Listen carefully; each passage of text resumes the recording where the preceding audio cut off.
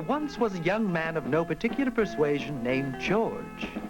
Now it seems that George was a very clever man indeed, for it so happens he was a master at making money. A lot of money. Now with this money, the young man purchased all the material possessions that any man could possibly want. A fancy car, a home in the country, vacations. He had everything except happiness. That awakening, George set out to seek the ever-elusive meaning of that eternal question, what's life about? He consulted the church. He even questioned the law. In his relentless quest, George joined all kinds of movements. After years of fruitless search, George turned to the bottle. What's the meaning of life? Overhearing George, a remarkable old man turned to George and replied, Life, son, is a bucket of shit. It wasn't long after that George hit the skids. While he was wallowing in the gutter of despair, and without any warning, George had his first mystical experience. What is it you seek, my son? Asked the girl. I seek the meaning of life, replied George. Destiny has crossed our paths so that I may chant these words of supreme wisdom. Mumbo, jumbo, gobbly-gook. What do those words mean? Asked George. I cannot tell you that. But if you follow the Dr. Reverend Mung Bean Goon, you will eventually find the truth. Rise and destroy those shackles of false truths and follow me. With those words, the young man followed the girl to the nearest guiding light mission of the Reverend Goon. Once there, George was quickly ushered and granted an audience with the ever-holy Eastern Regional Director. Mumbo, jumbo, gobbly-gook, said the Holy One. What is the meaning of those words? Asked George again. Only the Reverend Goon himself knows the answer.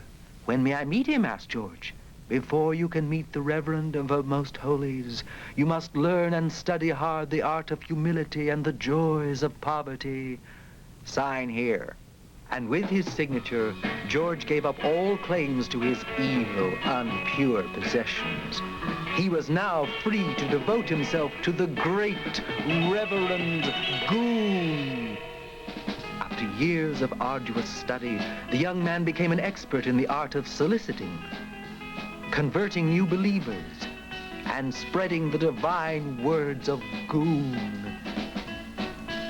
He was so proficient that he finally caught the eye of the national director and was summoned before him.